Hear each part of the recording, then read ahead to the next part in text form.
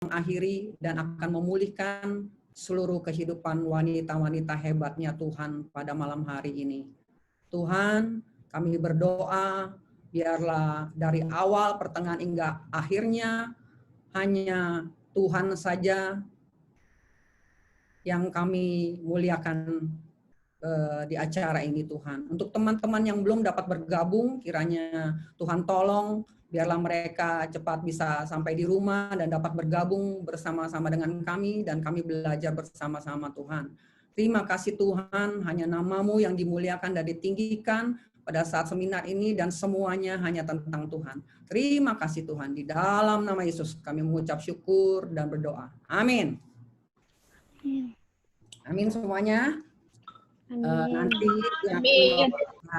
yang bawakan firman Tuhan selanjutnya yang akan bawakan seminar ini adalah Angel Tresia. Angel ini adalah gembala remaja, gembala teens di gereja Sungai Yordan, di gereja kami. Ya, kita mau mulai sekarang. Yuk kita bersiap-siap, bawa Alkitabnya semuanya boleh disiapkan ya. Nanti selama seminar ini nanti semuanya suaranya di mute ya biar kita bisa dengar dengan baik. Terima kasih, Tuhan Yesus memberkati. Silakan Angel Tresia. Thank you, Mak.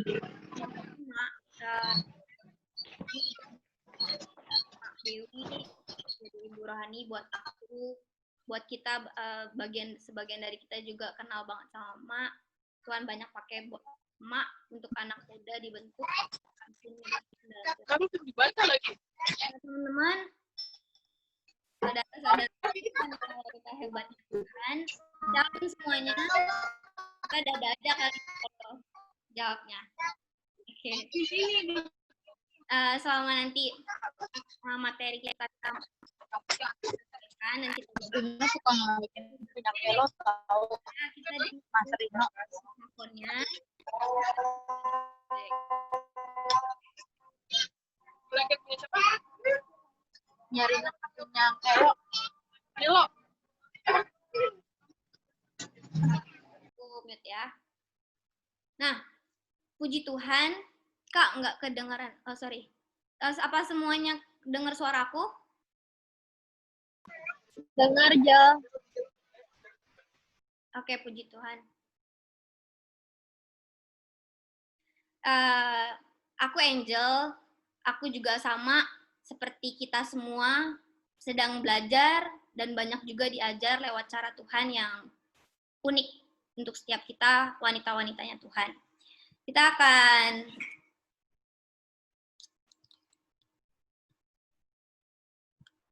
Oke.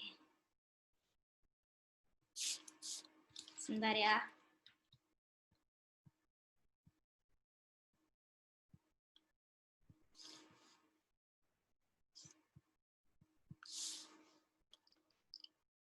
Hari ini tentang berdamai dengan diri sendiri, self-acceptance. Aku nggak bilang kalau pembelajaran tentang hal ini berhenti, tapi Tuhan banyak ajar aku dalam hal ini dari waktu ke waktu, hari ke hari, sampai hari ini aku pun Tuhan ingatkan untuk berbagi dengan teman-teman semua di sini.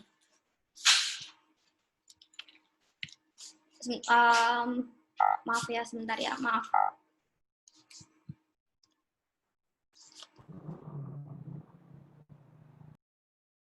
Ini aku akan buat jadi enable aja semuanya supaya bisa masuk, karena teman-teman kita ada yang telat.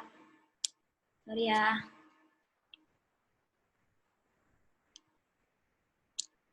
Oke.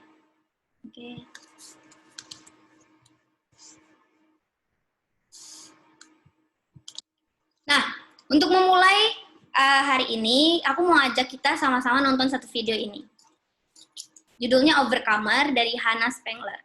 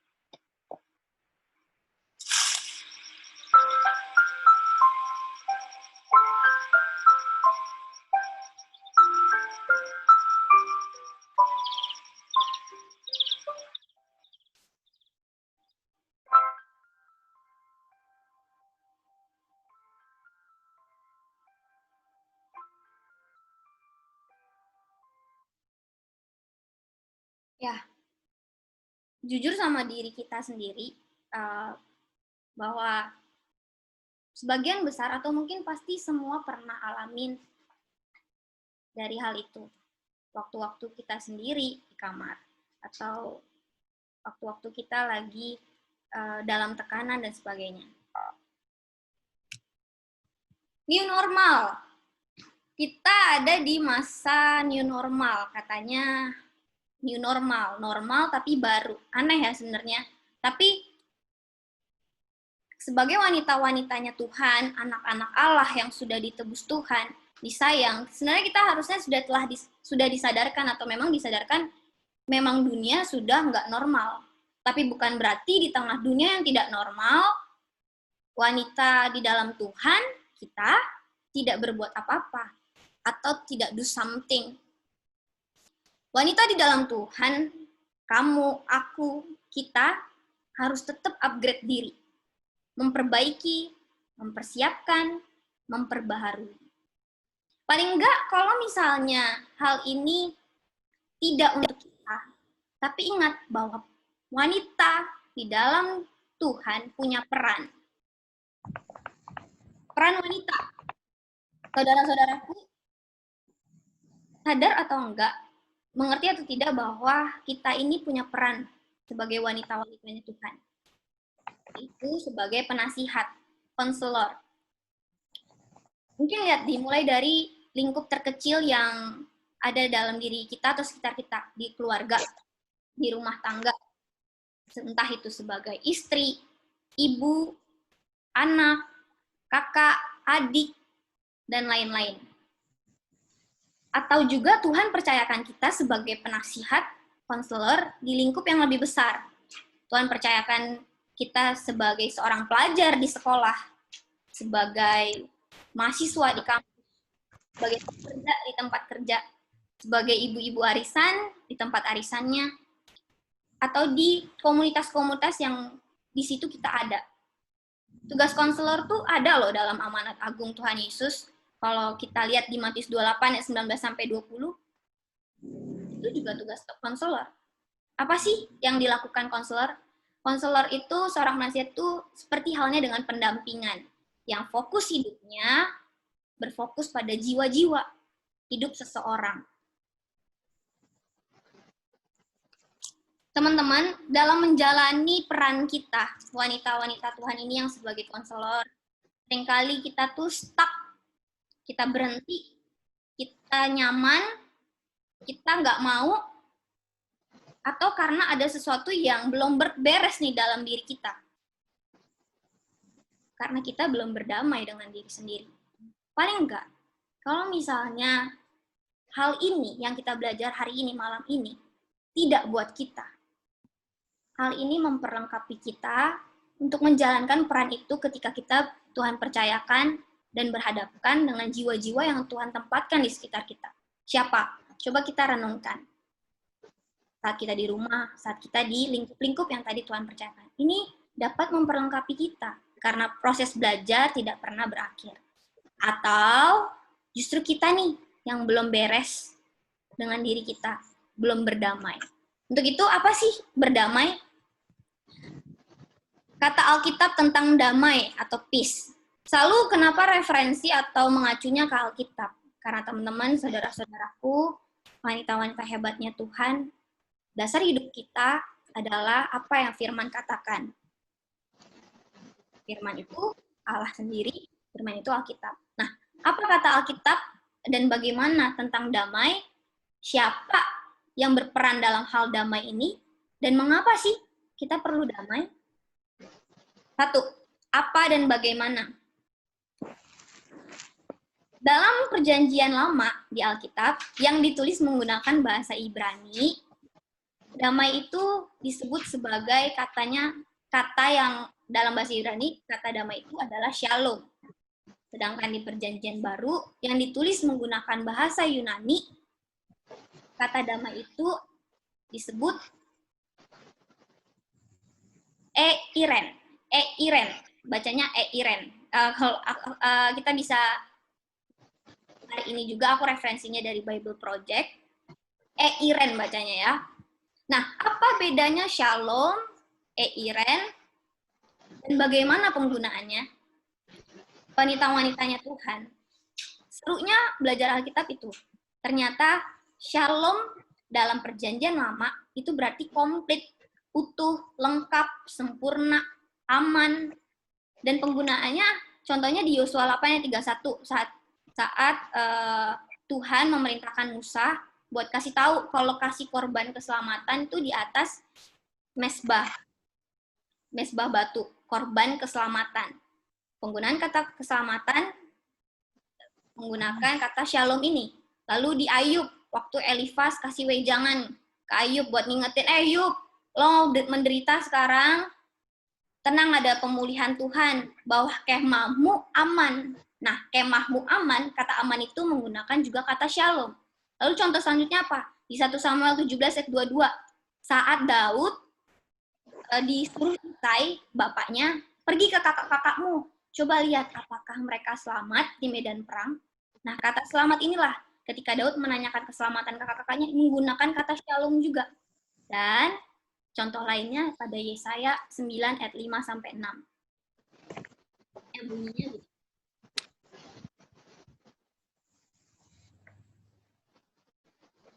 Sebab seorang anak telah lahir untuk kita, seorang putra telah diberikan untuk kita.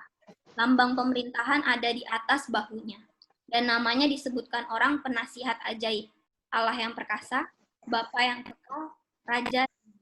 Besar kekuasaannya dan damai sejahtera tidak akan berkesudahan di atas takhta Daud dan di dalam kerajaannya. Karena ia mendasarkan dan mengokohkannya dengan keadilan dan kebenaran dari sekarang sampai selama-lamanya. Kecemburuan Tuhan semesta alam akan melakukan hal ini. Raja damai dalam ayat ini pun menggunakan kata shalom. Lalu, apa bedanya dengan eiren di perjanjian baru? Artinya selamat, damai sejahtera. Contohnya dalam Roma 5 ayat 1, yang mana kita diingatin bahwa Yesuslah yang membenarkan kita dari dosa. Yesuslah yang menyucikan kita dari dosa. Pada Efesus 2 ayat 14-15, Tuhan Yesuslah yang mempersatukan. Di situ menggunakan kata eiren. Kolose 1 ayat 19-20, yang mana kepenuhan dan pendamaian hanya kita peroleh di dalam Tuhan Yesus.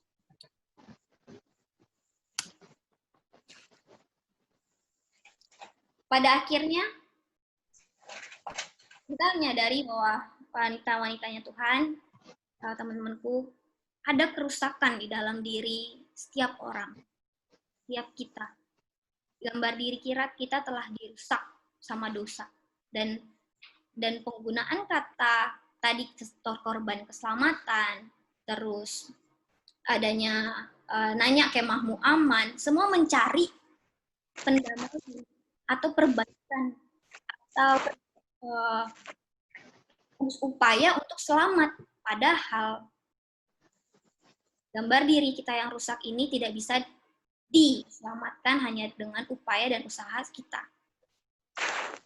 Kerusakan itu memang perlu perbaikan, pendamaian. Karena kerusakan membuat kita nggak utuh. Ingat tadi, kata shalom artinya utuh, penuh, bulat. Karena kerusakan membuat permusuhan, menjadi ketidakmaksimalan kita menjalankan peran kita, membuat ketidakmampuan melihat gambar yang sesungguhnya Tuhan sudah tempatkan, sudah Tuhan taruh dalam karyanya. Nah, perlu damai, maka kita perlu damai. Setiap orang perlu damai. Butuh Yesus. Yesus yang adalah Prince of Shalom, dia Raja Damai. Dalam Yesus ada pemulihan, pendamaian, karena pengorbanan Tuhan Yesus di kayu salib. Sehingga lewat ini, permusuhan tadi dihilangkan.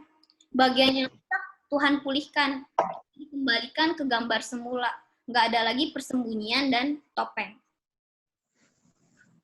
Keren ya Tuhan Yesus? Siapa yang berperan untuk hal damai ini? Jesus himself is our Prince of Shalom. Jesus himself is our eiren. Tentang damai, yang berperan adalah Allah, tentu yang jadi dasar dan pusat segalanya. Dan ini akan berkaitan bagaimana dengan kita saat berelasi juga dengan sesama, bicara tentang hubungan. Saudara-saudaraku, hanya Yesus yang dapat mengembalikan kita, yang dapat memperbaiki kerusakan yang ada di dalam diri setiap orang. Entah itu kita yang belum tadi berdamai, atau orang-orang yang kita layani, atau orang-orang yang Tuhan percayakan. Semua. Ini diambil dari buku Lady in Waiting. Buat teman-teman yang mau, e-booknya di akhir aku akan kasih. Kalau mau. Di sini dikatakan bagiannya aku ambil, peaceful and happiness are not found in people, couple, marriage, motherhood, career, dan lain-lain. Tapi hanya kita dapatkan di dalam hubungan dengan Tuhan. Lihat lebih jauh, lihat lebih dekat. Apakah semua yang kita lakukan ini hanya untuk Yesus? Karena gini, teman-teman, perempuan-perempuan di dalam Tuhan bisa penuh dan puas hanya di dalam ketundukan pada relasi dengan Tuhan dalam setiap area aspek hidup kita. Saudara-saudaraku, wanita-wanita Tuhan, sampai kapanpun kita nggak bisa pernah temukan kepenuhan dan kepuasan, damai, kebahagiaan di luar Tuhan Yesus. Bukan di pasangan, pernikahan, jadi ibu, enggak. The one and only can satisfy woman, kita, dan penuhi kita, fulfill us, hanya Tuhan Yesus. Nothing and no one. Nah, maka ini penting. Kenapa sih penting berdamai dengan diri sendiri? Karena banyak wanita itu salah persepsi atau masalah mengira atau berpikir hal lain dapat memenuhinya, memuaskannya, padahal enggak. Mengapa penting berdamai dengan diri sendiri? Karena tahu siapa diri kita, berarti kita tahu nilai diri kita. Diri kita adalah diri yang sudah ditebus Kristus. Kita semua sangat disayang sama Tuhan Yesus. Kita diterima Kristus apa adanya, as who I am. Karena tahu diri kita, berarti kita pun tahu bagaimana memperlakukan diri kita sendiri, memperlakukan orang lain.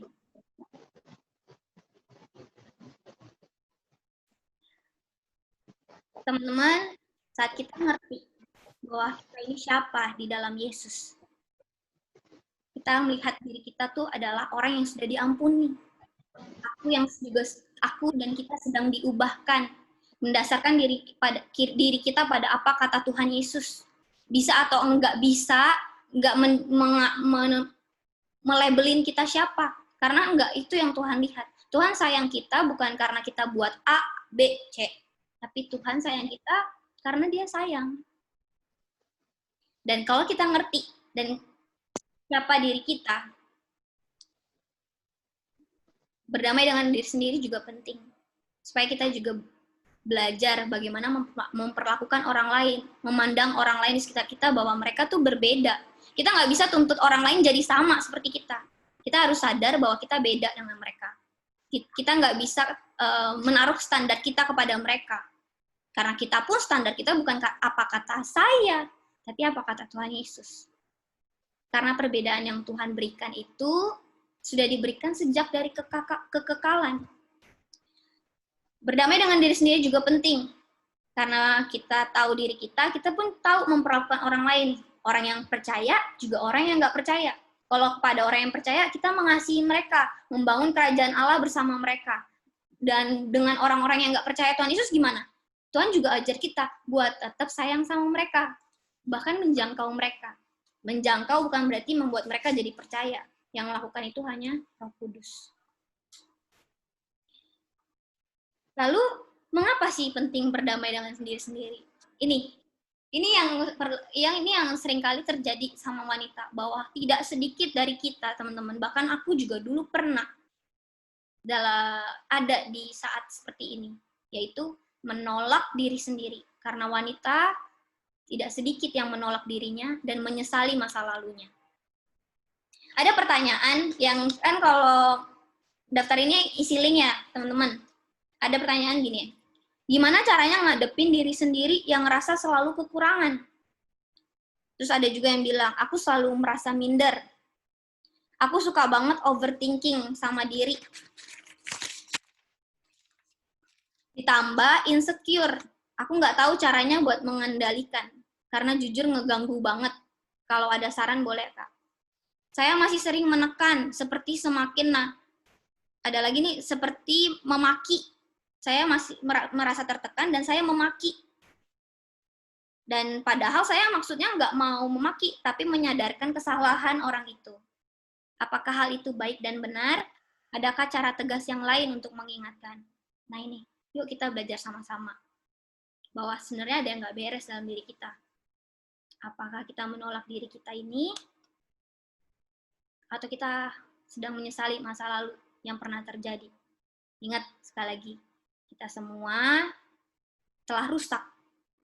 Tapi Tuhan Yesus telah memperbaikinya.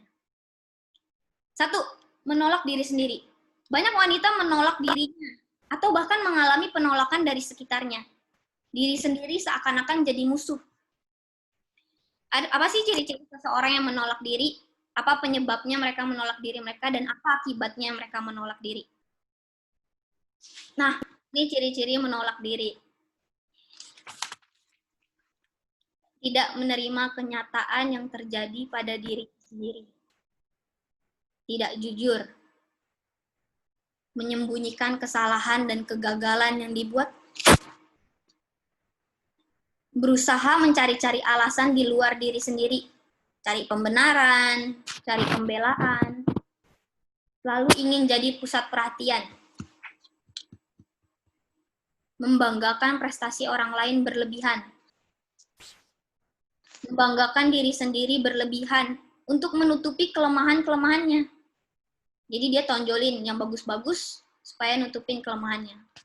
Sering melempar kesalahan ke orang. Ekstrimnya lagi membenci dirinya sendiri, menyesali keberadaan dirinya, menyesali masa lalunya, menyesali keadaannya sekarang.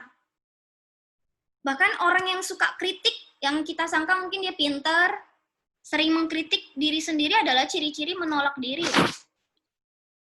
Karena ada maksud di baliknya.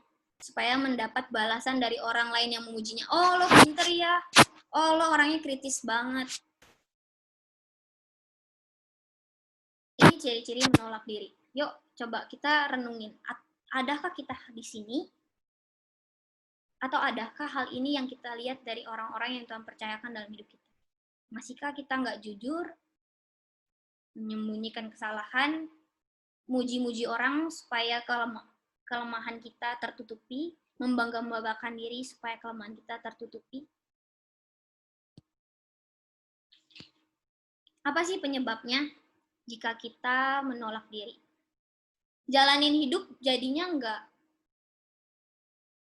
nggak real. Jalanin hidup kita pakai topeng.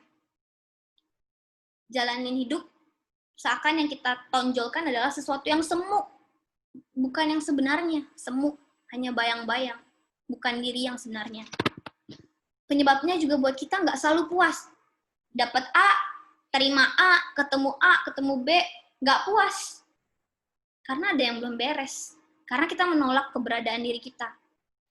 Hari-hari dijalani dengan nggak penuh syukur. Dumel, sungut-sungut. Ini penyebabnya. Akibat menolak diri, nggak menghargai Allah, nggak menghina Allah dan karyanya. Kita karyanya, orang lain adalah karya Allah. Merugikan diri sendiri, merugikan orang lain. Akibat menolak diri juga putus asa. Udahlah, nggak usah ngapa-ngapain. Udahlah, nggak usah coba. Kecewa pada diri kita. Ini gue apaan sih? Kecewa sama orang lain. Kecewa sama orang lain. Lebih ekstrim lagi, hal ini dapat berujung pada bunuh diri. Stres yang berlebihan sampai jadi gila. Serem ya? Serem. Penolakan pada diri sendiri berakibat yang merugikan Tuhan, diri sendiri, dan orang lain. Kedua, mengapa penting berdamai? Karena banyak wanita juga masih menyesali masa lalunya. Penyesalan tuh bukan jawaban. Penyesalan bukan kebenaran. Masa lalu tuh juga berarti bukan hanya yang dulu-dulu, tapi mungkin sesuatu yang terjadi bukan sekarang. Tadi barusan nih, itu juga masa lalu. Jadi sesuatu yang terjadi sebelumnya. Kita sesali. Dan hal ini memberi pengaruh dalam hidup kita. Pengaruh ini seperti benih yang ditabur sama orang-orang di sekitar kita dari waktu ke waktu. Lihat, waktu ke waktu orang tabur apa? Benih, penyesalan, dan itu tumpuk. Nah, jika benih itu akan dibiarkan terus tumbuh, kita tua ini, didewasain ini. Jadi seorang yang wanita yang sekarang, mungkin kayak umur kita sekarang berapa, ternyata ada banyak benih yang udah ditabur dari waktu ke waktu, dan kita tuai sekarang sampai kita belum beres. Masa lalu tuh nggak bisa dilepaskan dari masa sekarang. Karena seperti halnya kita melepaskan pohon dari akarnya. Kan nggak mungkin. Mungkin nggak? Nggak mungkin. Jadi masa sekarang yang kita jalani hari ini teman-teman, nggak bisa kita lepas dari apa yang terjadi sebelumnya. Tapi bukan berarti disesali, karena masa lalu tidak pantas untuk disesali. Mengenali akar dari masalah kita sebagai orang yang dewasa, dimulai dari memetakan hidup kita. Kita petakan, dulu aku pernah ini, aku lewatin ini, di masa kecil aku seperti ini. Entah itu waktu sukaku, waktu dukaku, waktu aku senang, waktu aku sedih, atau dalam kondisi kita yang pernah terluka karena orang lain atau karena kejadian. Karena ini terus ada dalam saat proses bertumbuh. Tapi bukan untuk disesali. Tapi kita belajar bahwa kita petakan. Wow, penyertaan Tuhan luar biasa ya. Sebagai konselor, ingat lagi peran kita, wanita-wanitanya Tuhan. Yang tadi di lingkup terkecil atau lingkup besar yang Tuhan percayakan saat ini.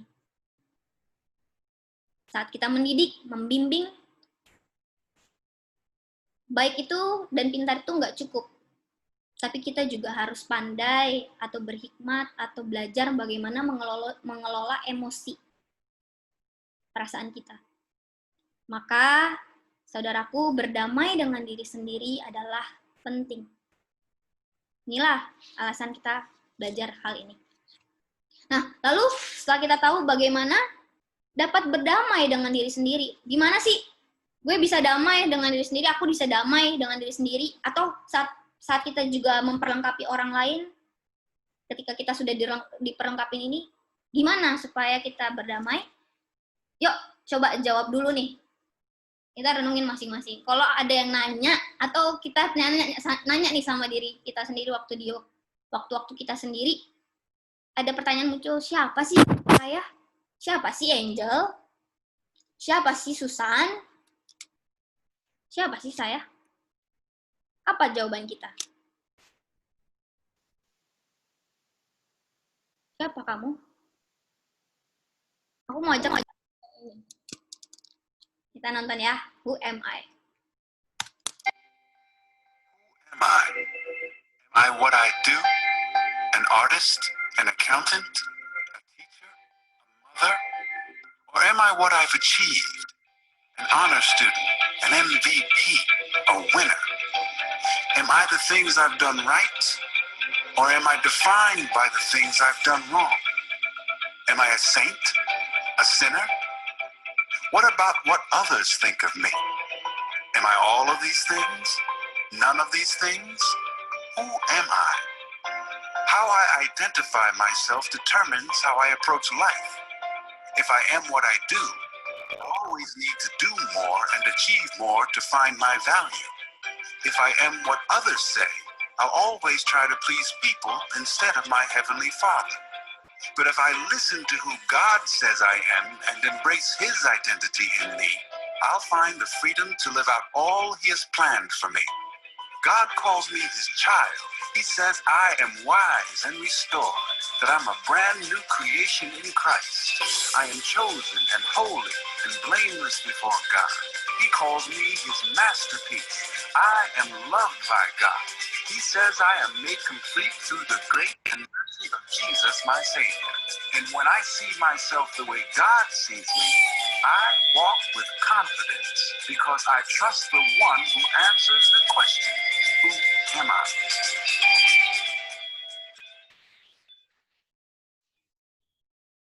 Sekarang, bisakah kita jawab? Siapa Angel? Siapa saya? Ternyata sepenting itu mengenali diri kita mengerti kemana kita melangkah, berjalan, ada arah, ada tujuan. Di link yang isi pendaftaran ini juga ada masuk pertanyaan gini. Bagaimana caranya seorang pemberontak bisa berdamai dengan dirinya sendiri? Bagaimana caranya bikin diri sendiri bahagia dan bangga? Bagaimana Kak cara meyakinkan diri untuk percaya sama diri sendiri, percaya sama kemampuan dan semuanya tanpa minder dengan kita? How to dealing with insecurity?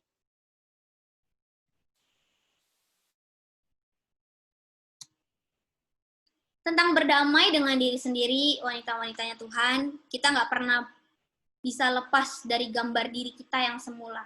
Siapa sih saya? Siapa sih aku? Kita adalah karya Allah. Kejadian 1 ayat 26-27 bilang, sejak semula kita diciptakan segambar dan serupa dengan Allah kita. Segambar dan serupa.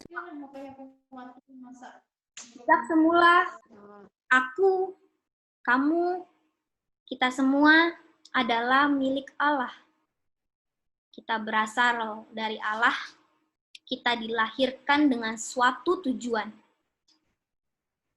Apa yang Tuhan taruh dalam kita gak pernah sembarangan. Semua tepat sesuai dengan porsinya.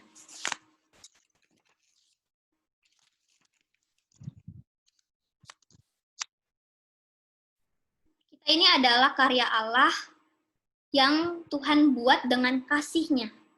Seperti halnya manusia. Kalau kita buat sesuatu, teman-teman, adakah kita buat lalu udah taruh? Tapi adakah kita buat dan kita sayang apa yang kita buat ini, kita jaga benar-benar. Begitulah Allah saat menciptakan aku dan kamu. Kita benar-benar jaga. Karena kita adalah karyanya, hasil buatannya. Beberapa hal yang nggak bisa kita pilih tentang kelahiran. Satu, kita nggak bisa milih di mana kita dilahirkan. Bangsa apa, jenis kelamin apa, perempuan laki-laki. Kita nggak bisa milih siapa orang tua kita. Tapi ingat teman-teman, saudara-saudaraku, bahwa orang tua adalah hadiah pertama yang Tuhan berikan kepada kita sebagai seorang anak. Semua adalah kedaulatan Allah. Tapi ingat bahwa ketetapan Allah itu nggak pernah salah dan gagal. Nggak pernah main-main. Karena apa yang Tuhan tetapkan selalu ada tujuannya. Ingat gak sih silsilah Tuhan Yesus? Aku mau ajak kita, coba deh, ingat bahwa di Matius 1 itu, dalam silsilah Tuhan Yesus, walaupun bukan Yesus dan Maria bukan orang tua biologisnya Tuhan ya, tapi di dalam silsilah Tuhan Yesus ada nama Rahab, ada nama Yehuda dan Tamar, yang mana mereka semua orang-orang yang melakukan dosa yang manusia pandang hina. Rahab itu pelacur. Yehuda dan Tamar seharusnya nggak pantas berbuat untuk melahirkan anak. Tapi apakah ini menghasilkan ujungnya adalah sesuatu yang buruk? Mereka adalah di dalam silsilah Yesus. Yesus yang maha besar dan agung. Yesus Bapa kita. Yesus yang Tuhan tetapkan jadi penyelamat buat banyak orang. Seperti diriku, aku mau saksian dikit. Orang tuaku tidak harmonis. Mereka memang tidak cerai, tapi complicated. Nggak komunikasi, nggak tinggal bareng. Aku dari keluarga yang ada nggak harmonisnya.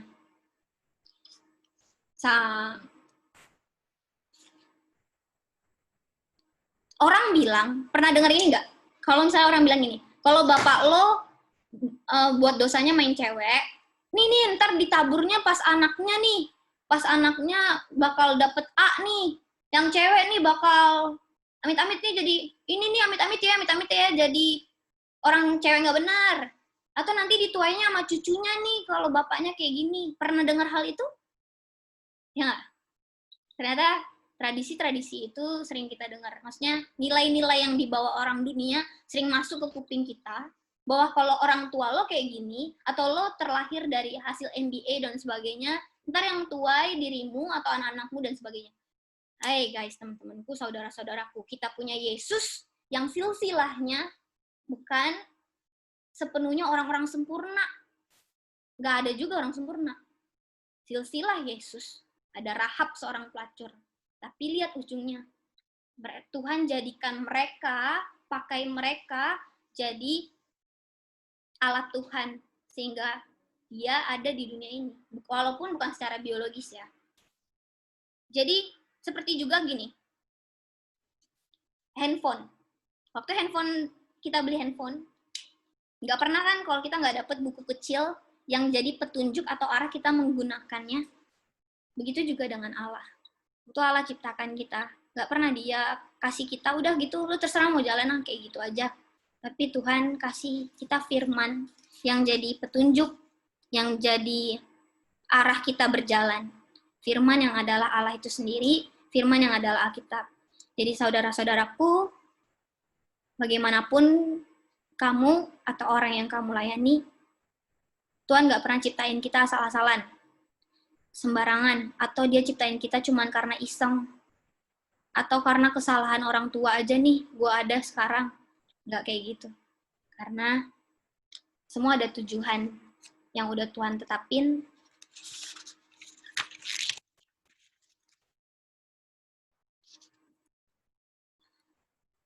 Semua tepat dan sesuai sama rancangan yang udah Tuhan tetapin. Kita bukan tentang apa yang orang katakan ke kita, bukan apa yang kita perbuat, apa yang kita hasilkan, apa yang kita perbuat salah, enggak. Kita adalah anak-anak Allah yang sangat Dia sayang. Ingat, gambar kita yang semula adalah serupa dan segambar dengan Allah Bapa kita. Apa sih serupa? Allah adalah kekal, maka kita manusia kekal. Gak ada kematian kekal bagi orang-orang pilihan Allah.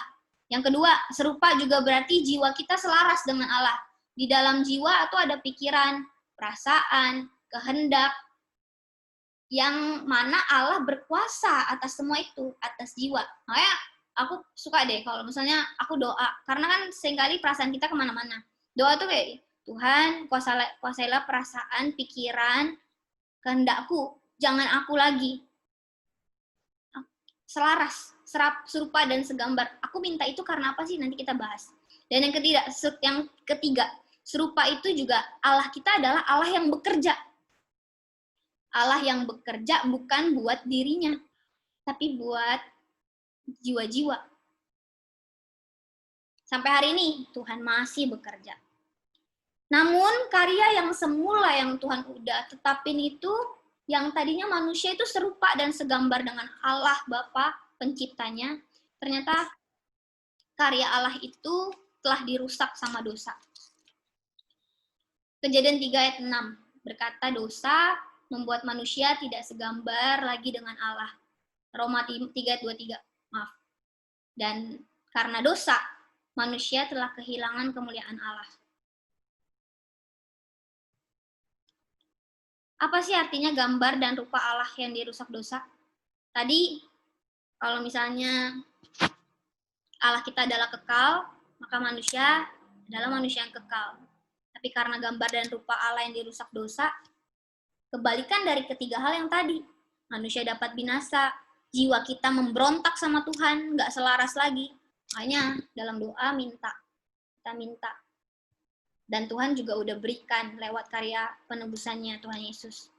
Dan yang ketiga, manusia memang bekerja sih sampai hari ini, seperti Tuhan juga bekerja. Tapi orang-orang yang nggak percaya, mereka bekerja untuk diri sendiri. Untuk aku dan kerajaanku.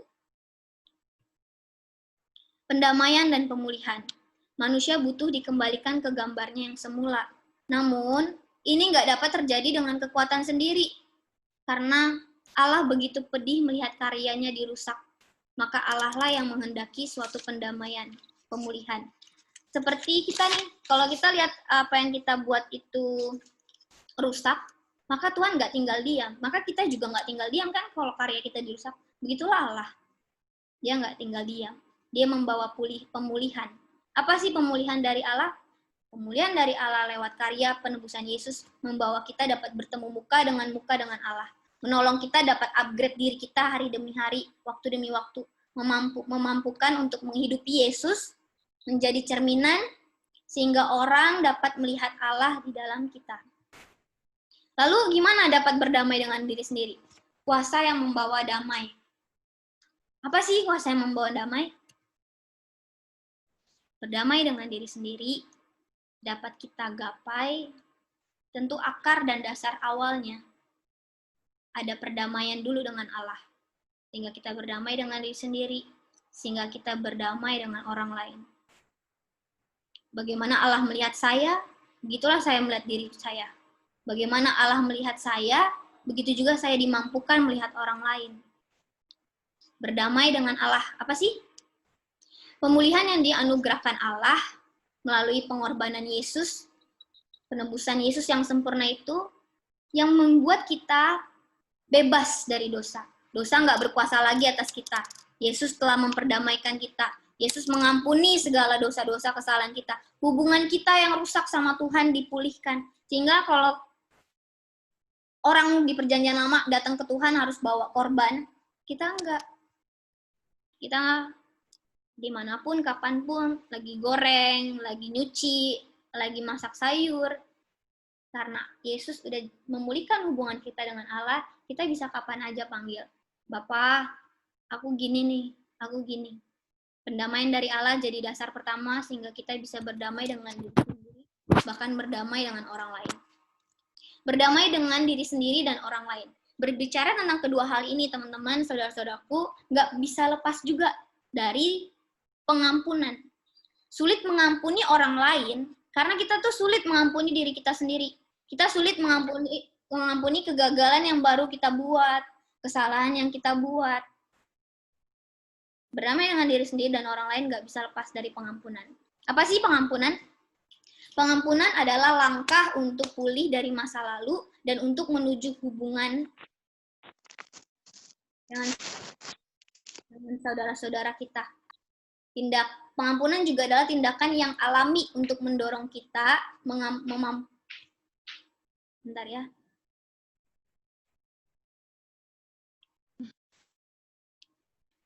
mendorong kita, memampukan kita untuk mengampuni, menerima orang lain. Pengampunan adalah tindakan yang menantang kita untuk mengatasi masa lalu dan menuju pada kemenangan, keadaan yang penuh kemenangan. Pengampunan merupakan suatu pilihan dan keputusan. Kalau dalam Alkitab pasti pernah dengar khotbah gini. Matius 18 ayat 21 itu 35 isinya ada seorang tuan yang benar-benar lunasin segala hutangnya. Tapi habis itu udah dilunasin hutangnya, dia masih ingat-ingat orang atau nagih utang sampai maksa lagi sama hamba yang utang sama dia. Tentang mengampuni berarti melepaskan dan melunaskan segalanya. Gak harus membayar apapun. Itulah yang Yesus lakukan buat anak-anaknya yang dia sayang. Aku, kamu, kita. Kenapa harus mengampuni? Orang percaya ya harus mengampuni, karena Yesus telah lebih dulu mengampuni kita. Kurang ajar namanya kalau misalnya Tuhan udah ngampuni, terus kita nggak mengampuni. Kenapa harus mengampuni? Karena mengampuni adalah gaya hidup orang percaya. Gaya hidup wanita-wanita Tuhan, wanita-wanita hebatnya Tuhan. Ini gaya hidup kita, gaya hidup yang mengampuni. Karena dengan menerapkan gaya hidup mengampuni, membuat kita seharusnya belajar terus mengampuni. Pendamaian dari Allah melalui penebusannya menolong kita mengerti Allah adalah siapa, Allah adalah siapa dalam diri kita dan hidup kita. Maka kita nggak sembarangan jalanin hidup. Menolong kita menerima orang lain, mengampuni orang lain, karena kita diampuni. Maka siapapun yang mengecewakan kita mengampuni. Kita mengampuni karena pendamaian dan pemberian dari Allah menjadikan kita sebagai manusia merdeka yang sehat dan mudah mengampuni. Yes. Gak ada alasan untuk gak mengampuni. Karena baik buat diri kita, dan itulah yang Tuhan ajarkan. Ciri-ciri orang yang belum mengampuni kayak gimana sih? Suka ngungkit-ngungkit kesalahan orang. Ini nih, orang yang belum mengampuni suka ngungkit-ngungkit kesalahan orang. Menganggap diri paling benar. Mencari pembenaran dan pembelaan. Terus suka tanya sama Tuhan dengan curiga. Kenapa gini ya Tuhan? Kenapa kau tinggalkan aku? Kenapa kau biarkan diriku disakiti? Tanya dengan curiga. Cari-cari pembenaran dan pembelaan. Dan ini nggak sehat. Merugikan bahkan. Bagaimana sih dapat mengampuni? Ingatlah pertama bahwa pengampunan dan kasih Allah akan kita. Pengampunan kasih Allah tuh nggak main-main, teman-teman. Dosa loh, itu maut terimanya. Tapi Allah dengan kasih sayangnya, dia ampuni. Dia mau mati bagi kita. Dan kedua, gimana mengampuni? Yuk jadi pelupa buat kesalahan orang lain ke kita, tapi terus jadi pengingat buat kebaikan mereka. Ingat bahwa semua orang pasti pernah berbuat salah. Yuk menjadi pengingat buat kebaikan orang lain ke kita dan kesalahan kita. Dalam arti gini, ingatlah bahwa kalau mereka buat salah, ingat kalau kita juga pernah buat salah. Jadi nggak ada yang sempurna. Karena sama-sama semuanya sedang belajar, sama-sama semuanya sedang diubahkan Tuhan. Melupakan tuh berarti juga nggak memikir-mikirkan segala hal yang udah pernah kita alami. Memikir-mikirkan. Dipikir-pikir, tadi gue buat ini, atau orang itu buat ini. Akar pahit dapat bertumbuh dan merenggut kita. Kebencian selalu berpusat pada masa lalu, sedangkan mengampuni berpusat pada masa depan. Mengampuni selalu berpusat pada masa depan. Ketiga, kehendak Allah adalah kehendakku, bukan sebaliknya. Jadi kalau kehendak Allah kita hidup berdampingan, mengasihi, maka kita mengampuni.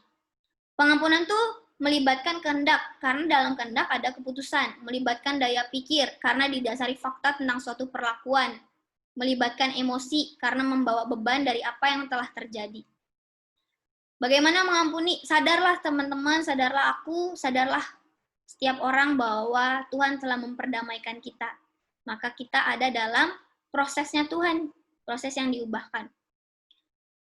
Kelima, memikirkan apa yang Tuhan pikirkan atas kita. Tuhan menginginkan kita hidup benar.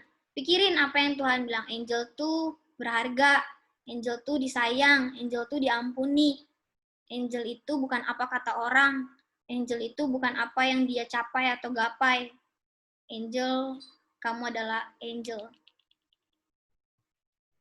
Yang keenam, berdoa. Kenapa aku kasih merah? Karena berdoa ini penting. Dalam arti, selalu aku syukuri bahwa setiap hari kita bisa, setiap waktu bisa datang sama Tuhan. Tuntunan roh Tuhan yang di dalam kita, yang memampukan kita melakukan yang Tuhan perintahkan. Roh Tuhan yang terus ingatin kita, teladan Tuhan itu mengampuni loh, Ngel. Yuk mengampuni. Ketujuh, meneladani Tuhan Yesus, bagaimana Tuhan berespon. Begitulah juga seharusnya wanita Tuhan berespon. Tadi kan ada yang nanya, gimana Kak mau ngasih tahu yang salah, tapi caranya nggak memaki. Tuhan pernah nggak negur orang yang salah di Alkitab? Ada. Tapi bagaimana Tuhan merespon? Yuk kita belajar seperti Tuhan. Dan minta hikmat dan tuntunan roh Tuhan. Yang kedelapan, meletakkan penghakiman di tangan Allah. Yang sembilan, mendatangi yang bersangkutan. Wah, ini tuh sulit ya. Mendatangi yang bersangkutan, mengungkapkan juga kepada orang yang menyakiti kita agar dia tahu. Maka jika diperlukan, kalau sulit, tentu dengan minta sama Tuhan, dan didampingi dengan konselor atau pemimpin rohani kita. Pada akhirnya, jika kita tidak mengampuni, maka kita ada di masa lalu dan hidup ditandai oleh hal-hal negatif, hati yang menjadi busuk, penuh amarah, gelisah, ketakutan, tapi hanya pengampunan Tuhan yang dapat menetralisasikan kebencian yang ada di dalam diri kita. Dan mengampuni memerlukan kasih Tuhan. Pengampunan bukan suatu latihan untuk membenarkan diri. Ya udahlah, gue mengampuni daripada kayak gini. Enggak. Pengampunan bukan suatu latihan buat benerin diri supaya bagus. Pengampunan adalah tindakan ketaatan kita pada perintah Tuhan. Tuhan, aku mau mengampuni. Karena Kau memang mengajarkan mengampuni. Bagaimana mungkin kita nggak mengampuni jika Allah sudah mengampuni dosa kita? Kurang ajar. Dan terakhir, pengampunan tuh wanita-wanita Tuhan yang masih mau awet muda, yang mau sehat, pengampunan memberi banyak keuntungan. Ada kedamaian, ketenangan, kesembuhan, kesehatan mental, kemampuan untuk mengasihi lagi, mengasihi lagi.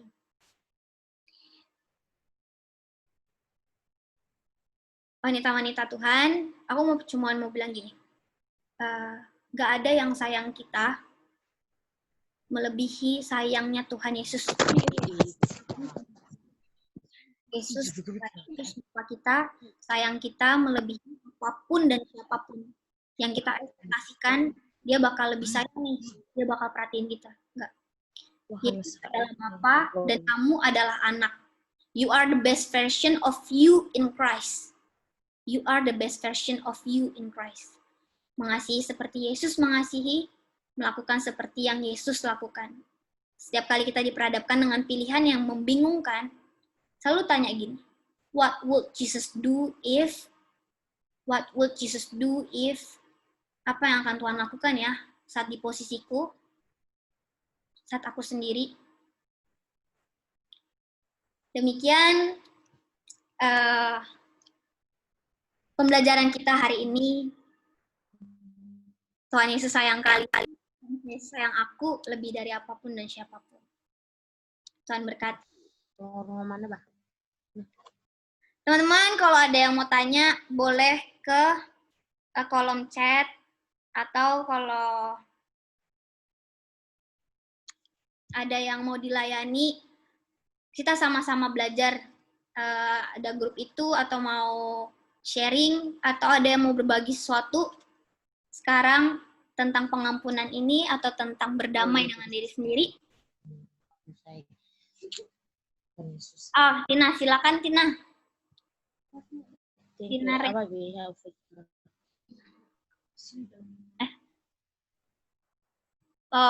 oh iya, kalau mau lewat chat pribadi juga bisa. Kalau ke everyone juga mungkin.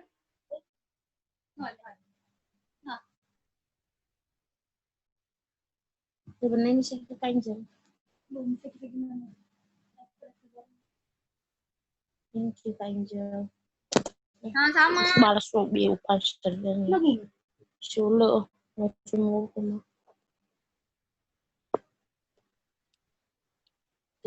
Sama Tiara. Iya. Erlin. Angel. Thank you. Terima kasih terima kasih juga Nanda, sama-sama.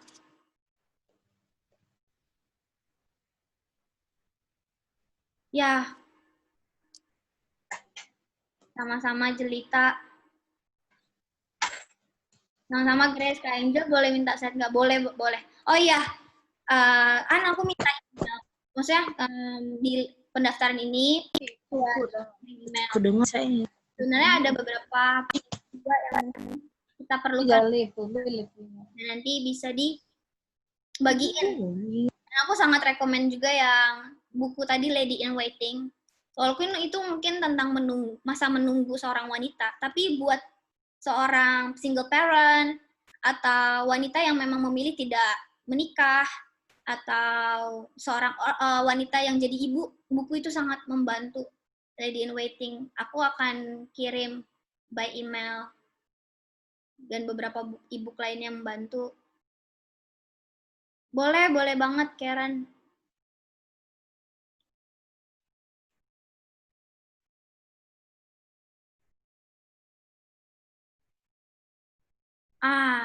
Puji Tuhan ada yang tanya, kita bisa belajar bareng. Aku mau tanya, di tempat kerjaanku aku punya 2 teman. Satu lesbian, satu gay. Yang lesbi sudah tidak bisa dekat lagi karena sudah terlalu jauh. Tapi ada teman yang gay, cowok. Salah satu alasannya nggak bisa menerima dirinya dilahirkan dengan gender tertentu. Ada saran kah? Nita Lesmana, halo Nita, salam kenal. Aku tentang gay, kalau boleh jujur,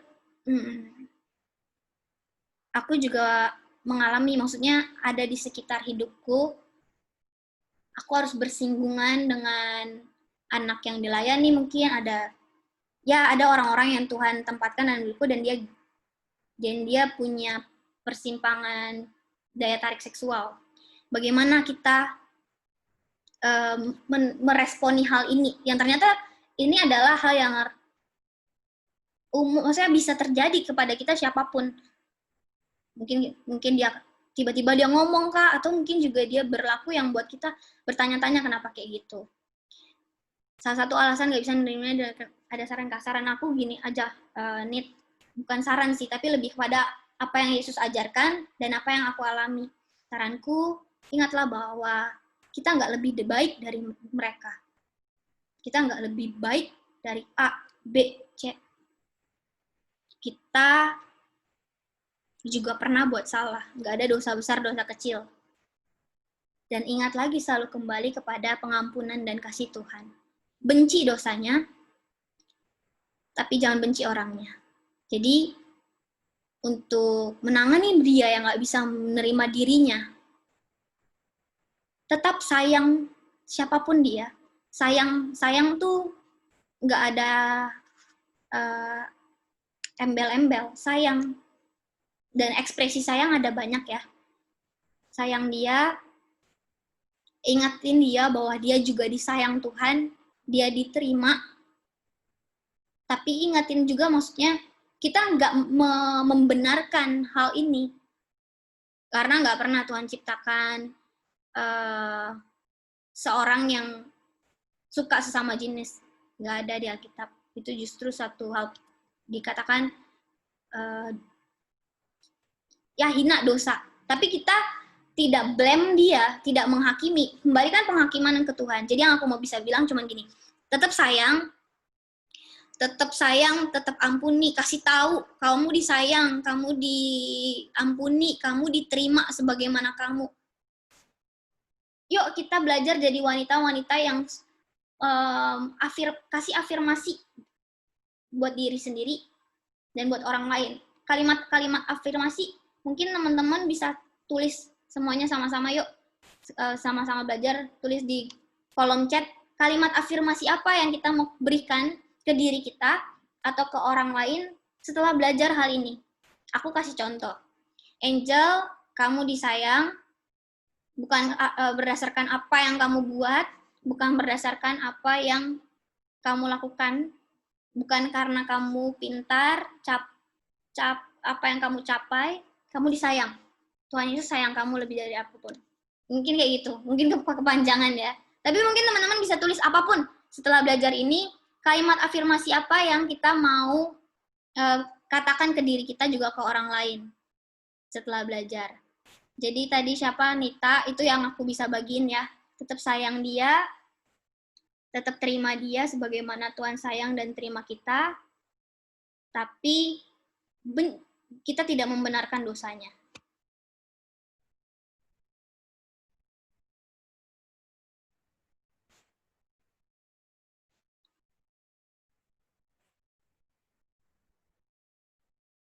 Susah juga ya buat bisa damai dengan diri sendiri. Semoga bisa dimampukan. Ya, Tuhan mampuin kita ya. Proses ini nggak pernah berhenti karena aku juga masih alamin, masih diproses. Maksudnya masih alaminnya dalam arti Tuhan ingetin tentang hal ini lagi hari demi hari. Uli, stop ngerasa nggak layak. Yes, thank you Uli.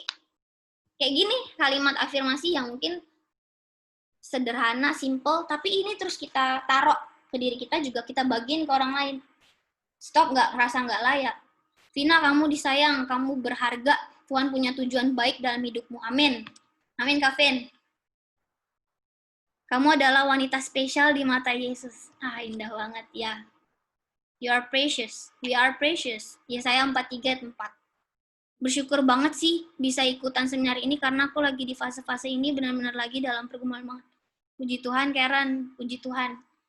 Aku selalu percaya memang gak ada yang kebetulan dalam hidupku. Dalam hidup kita gak ada yang kebetulan. Gak pernah Tuhan main-main sama hidup. Waktu ketemu orang, waktu kita bareng-bareng sini, gak ada yang kebetulan. Pasti Tuhan ingetin sesuatu. Pasti hal ini jadi cara Tuhan buat kita belajar lagi. Semangat, Karen. Kami wanita asrama STTPB, mantap. Kami adalah milik Allah dan kami berharga dan dikasihinya. Yes. Kamu hebat, ya. Semangat semua. Kamu berharga buat Tuhan dan ingat kamu anaknya. Tuhan pasti tolong kamu. Yap. Kita anak. Kalimat-kalimat afirmasi ini, yuk yang kita mau taruh ke diri kita, juga bagiin ke orang lain. Ada lagi nggak nih? Kamu itu unik dan kamu dicintai. Thank you. Thank you. Ya, Nanda Wijoyo, mantap. Kita unik. Bicara tentang unik juga. Mungkin talenta setiap wanita-wanita di sini, ada berapa wanita? 47 wanita punya sesuatu yang berbeda-beda, talenta, karunia. Dan itu semua sesuai porsinya. Apalagi? Kamu berharga. Yes, Francisca. Jelita rumah. Anak Tuhan tidak boleh rendah diri, tapi rendah hati. Ingat itu Jelita. Ya. Tetap rendah hati. Karena nggak ada yang bisa kita megahin. Semua itu adalah karya Tuhan atas kita. Semua itu adalah kebesaran dan Tuhan yang mampuin. Caca, Salsa Stefania, stop pandang diri kamu rendah karena kamu berharga di mata Tuhan. Ya, Ca. Kita berharga. Orang boleh lihat kita rendah, tapi kita bukan hidup apa kata orang. Thank you ya semuanya kalimat afirmasi yang luar biasa. Aduh. Ada lagi? Yuk kita sama-sama bangun diri kita dan bangun teman-teman di sini. Keren-keren banget ini.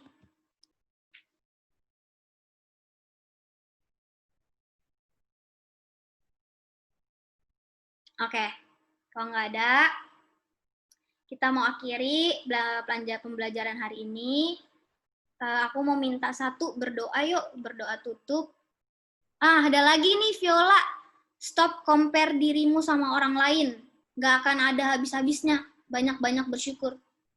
Yes, Vi, nggak usah bandingin diri kita sama orang lain. Semua pada porsinya. Mantap. Tuhan sudah sayang. Galaxy A5 2017. Tuhan sudah sayang dan terus sayang kita. Tuhan, makasih Angel, aku masuknya telat banget, tapi lihat kamu masih muda belia jadi semangat dan diberkati. Mantap Angel, thank you. Yunita, kita sama-sama muda. Puji Tuhan, puji Tuhan. Aku minta siapa ya berdoa ya?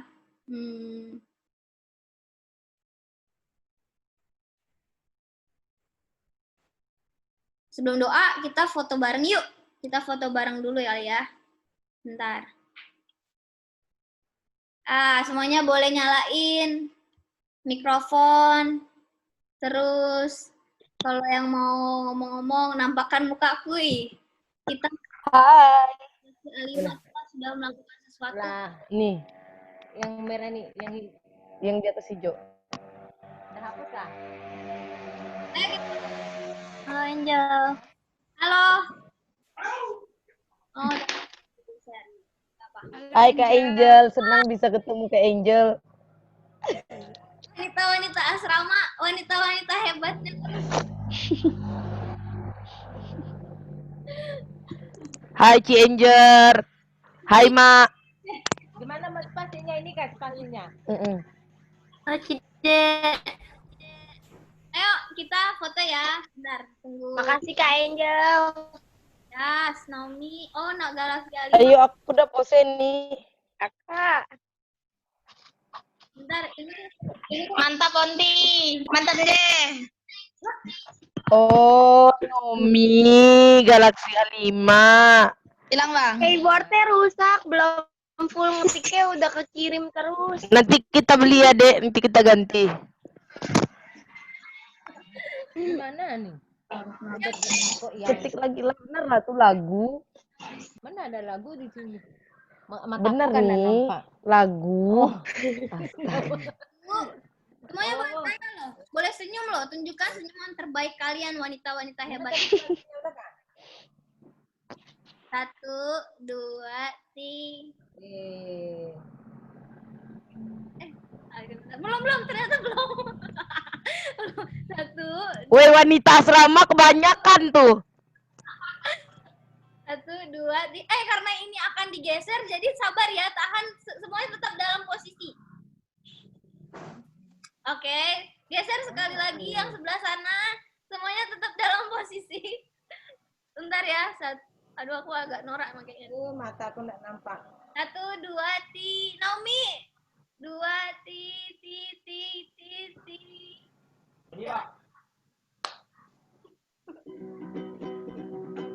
Terima kasih ya semuanya. Kita berdoa yuk. Aku minta dengan kasih. Ada yang mau nawarin diri? Tidak dengan kasih tapi nanya ya, ada yang mau nawarin diri. Cuy, orang lagi seminar kau. Kasih kita dalam doa. Wise woman.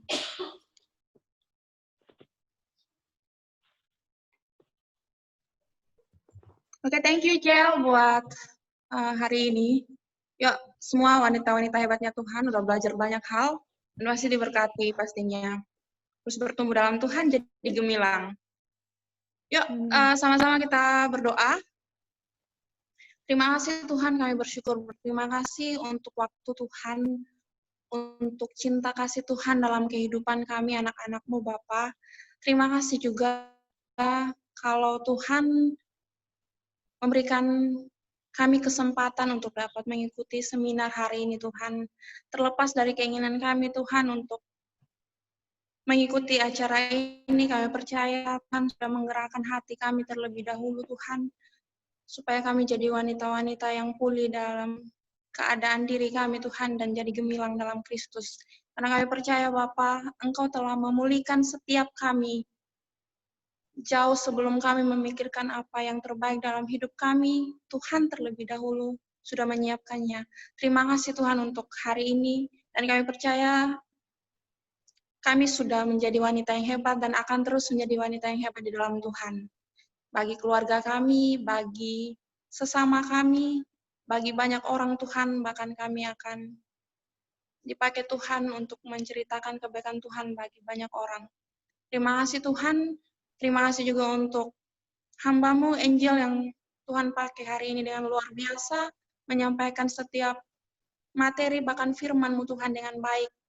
Dan itu sangat memberkati kami semua Tuhan. Biarlah Tuhan memberkati Angel dalam masa mudanya, keluarganya, bahkan setiap hal yang dia kerjakan Tuhan, akan juga skripsinya pada saat hari-hari ini Tuhan, biarlah kami percayakan semuanya ke dalam tangan Tuhan.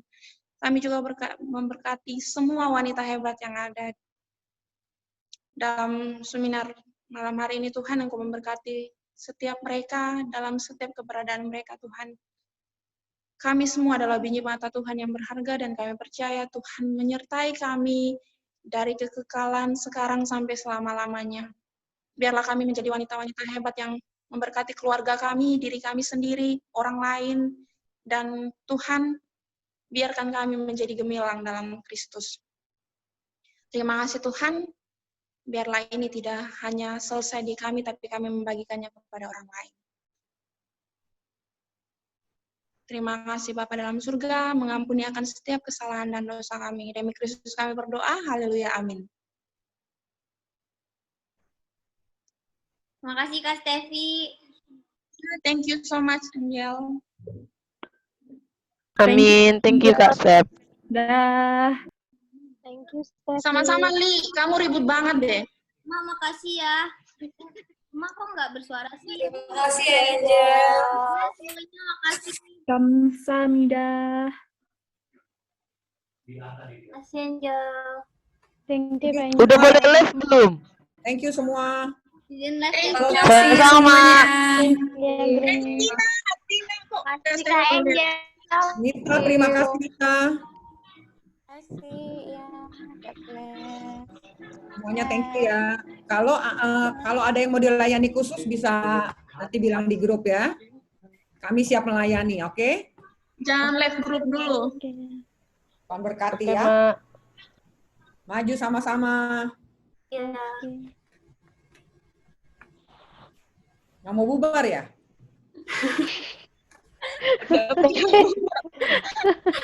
Dah. Nggak mau bubar. Dah. Bye. Angel, tadi fotonya udah semuanya, Jel? Udah, Mak. Ada Udah ya? tapi Oke. nggak nyalain sih. Nggak apa-apa. Vina, thank you Vina. Iya, Mak. Dah. Thank you. Dah. Cici. Monica, thank you Monik. Naomi Hia, Susi, Yunita. Niat, Kak Yunita. Wanita Asrama, terima kasih. Monica. Sultan, Halo, wanita asrama. Niat sama. Ella. Ella, thank you ya, Cela ya.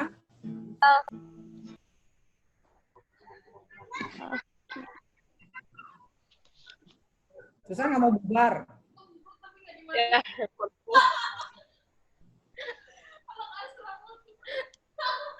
Suara kompak. Susi masih kangen. Niat, itu sebelah Niat siapa namanya? Monik masih kangen. Monika dari mana? Mau ngapa Niat? Gak kedengeran kamu ngomong apa? iPhone-ku nggak bisa gerak.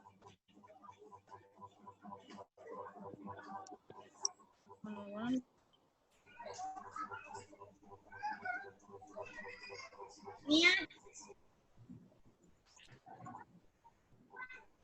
Halo, sebelah Niat. Niat masih kangen ya Niatnya? Niat masih kangen sama mamanya?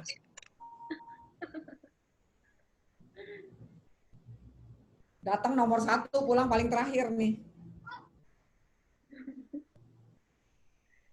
Sela jelas nggak Sela? Gak bisa sih ngomong. Karma. Hah? Nggak bisa keluar. Halo.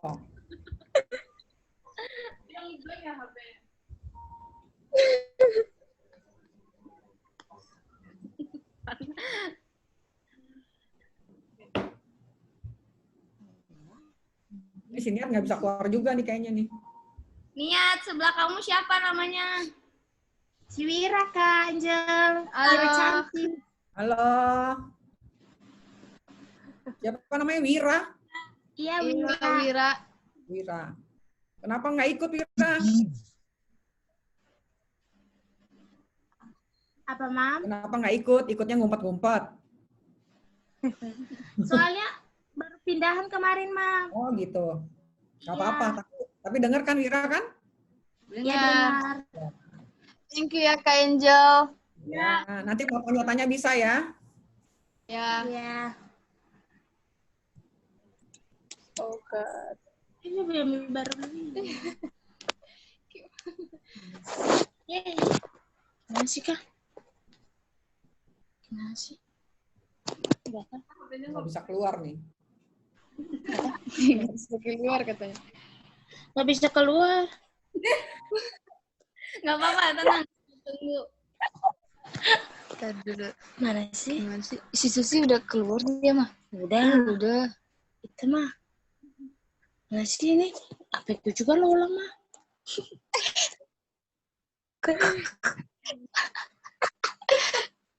Tinggal si Sela sendiri nih. Tinggal kita loh. Yang bertiga.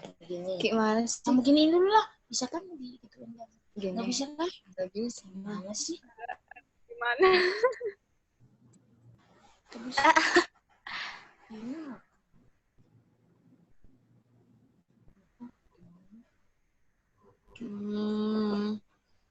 tinggal dong. Gimana sih ini? Oh, ini kali. Enggak. Maaf ya.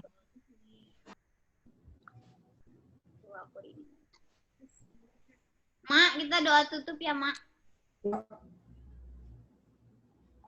Atau udah? Tinggal berdoa. Tadi ini Graciela kenapa ya?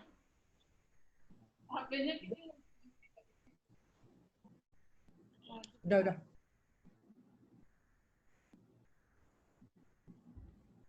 Bapa di surga, Tuhan Yesus yang baik. Terima kasih Tuhan. Semua boleh terlaksana, semua boleh ada dari awal Tuhan. Bagaimana Tuhan, Engkau yang memberi beban buat emak dan emak membagikan spirit yang darimu ke kami. Kami boleh bagikan Engkau, bagikan Yesus, bagikan Bapa buat setiap teman-teman, saudara-saudara kami, Tuhan, wanita-wanita hebatmu, anak-anakmu. Kami bersyukur Tuhan, kami percaya bahwa ini semua tentang Tuhan Yesus saja, Tuhan yang bekerja dan menolong dari awal sampai akhir, dan pekerjaan-Mu Tuhan atas setiap kami belum selesai, Roh-Mu yang menolong setiap anak-anak-Mu yang tadi mendengar, kami semua Tuhan, untuk terus diubahkan lagi, diingatin lagi Bapa, bahwa kami adalah apa yang kata Tuhan, bukan apa yang kami capai atau apa yang kami lakukan. Kalau Tuhan sayang kami lebih dari apapun dan siapapun, dan yang hanya mampu memuaskan dan memenuhi kami hanya Engkau Yesus. Sebagai wanita Tuhan, wanita dalam Tuhan, kemana kami mencari-cari nggak ada yang bisa puasin dan penuhi kami selain Engkau saja Tuhan Yesus. Tuhan, Roh-Mu saja Tuhan yang bekerja buat setiap jemaat-jemaat-Mu tadi yang ikut satu persatu Tuhan. Kau lawat satu persatu, Kau jamah Tuhan, Kau urapi firman yang terus berkata-kata dalam hidup mereka. Roh-Mu saja yang bekerja dalam hidup mereka. Jika ada Tuhan dari antara mereka yang Kau tempatkan untuk kami layani, kami siap Tuhan, di kami kesiapan. Roh-Mu nolong kami melayani, dan mampukan juga Tuhan anak-anak-Mu terbuka Tuhan akan jamahan-Mu, terbuka Tuhan akan sentuhan-Mu ya Bapa. Terima kasih Yesus. Kerjaan-Mu dan perkara-Mu setelah ini kami serahkan sungguh dalam tangan-Mu saja. Amin. Apa yang mau Tuhan buat kami percaya. Ya Yesus. Ini semua tidak berhenti sampai hari ini atau detik ini. Terima kasih Bapa. Segala puji syukur, hormat bagimu Tuhan. Kalau ada ketidakbenaran atau kesalahan dalam sikap hati kami, mohon ampuni Tuhan. Tuhan yang menolong kami untuk mengingatkan kami bahwa ini tentang Tuhan. Segala kemuliaan bagimu saja Tuhan. Terpujilah Yesus Tuhan kekal nggak selama-lamanya. Terima kasih Bapa, dalam nama-Mu kami mengucap syukur dan berdoa. Haleluya. Amin. Amin. Jel, kayaknya ada orang itu lagi tuh, Jel. Apa, Mak? Ada pesan. Ada chat lagi. Di mana, Mak? Di sini. Udah, Mak, udah habis. Habis ya?